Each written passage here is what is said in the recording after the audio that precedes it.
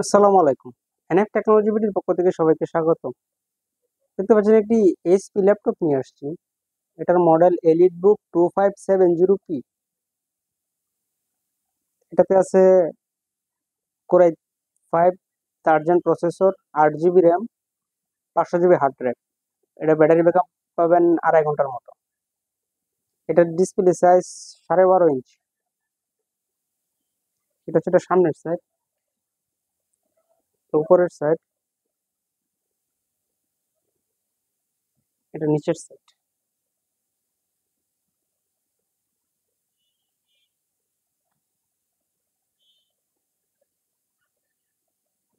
ডিসপ্লেটা মনে হচ্ছে কাঁপতেছে, আসলে কাঁপতেছে না।